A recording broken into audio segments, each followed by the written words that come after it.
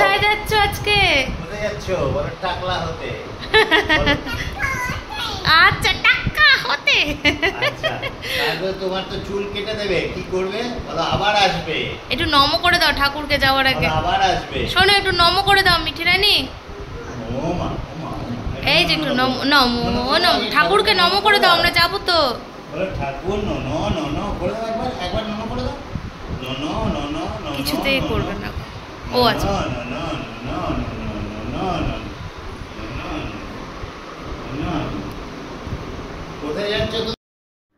চলো তাহলে এবার আমরাও বেরিয়ে পড়ি। আর গাড়ি চলে এসেছে। বাইরে অনেক বেশি গরম, মানে একদম 40 to 44 এরকম চলছে।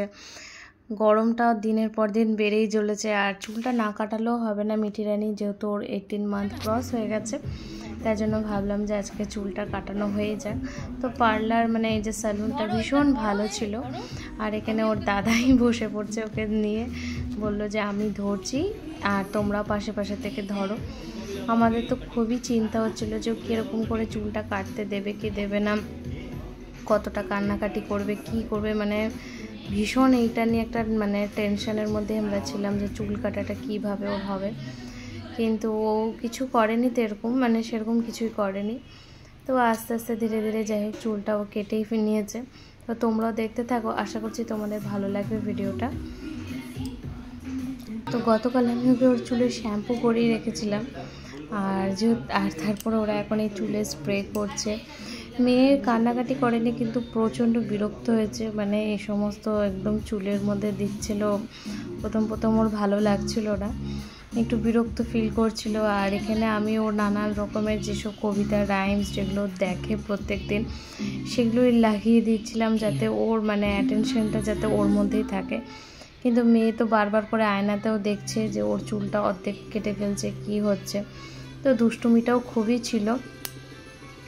তো যাই হোক ফাইনালি কিন্তু আমাদের কালকে ওর চুল কাটাটা হয়েছে। আর এই তো শুরু করছে চুল কাটাটা, মানে আমাদের যে ভেতরে এত টেনশন হচ্ছিলো, এত নার্ভাস লাগছিলো আমাদের, মানে আমরা কি বলবো।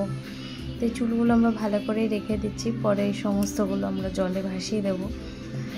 আর এই তো এখানে মিঠি রানীকে স্প্রে করানো হচ্ছে। মিঠি রানীর বাবাইও আছে পাশে, আমি আছি, সবাই মিলে নানান রকমের অ্যাক্টিভিটি করছি, মানে হাসানোর চেষ্টা করছি যাতে যেইভাবে হোক চুলটা কাটতে যেন দেয়। এই দেখো মিঠি রানীর ফাইনাল লুক, পুরোপুরি চুলটা কাটানো হয়ে গেছে।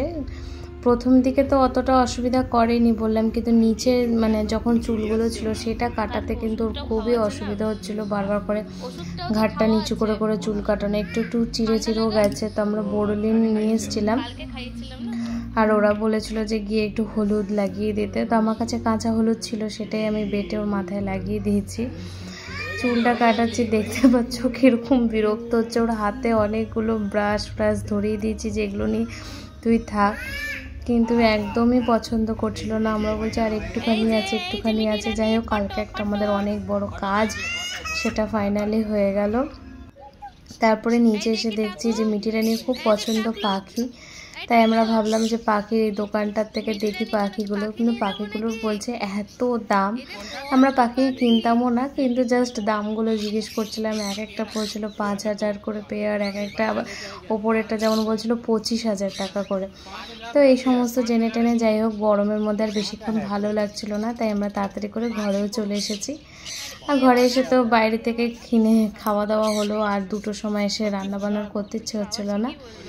এই ছিল একটা ছোট্ট মিনি ব্লগ, মানে মিঠি রানীর এই ন্যাড়ামুন্ডু করার ভিডিওটা তোমাদের সাথে জাস্ট শেয়ার করলাম। তোমাদের কেমন লাগলো অবশ্যই কমেন্ট করে জানিও, আর ভালো লেগে থাকলে আমার চ্যানেলটাতে সাবস্ক্রাইব করো।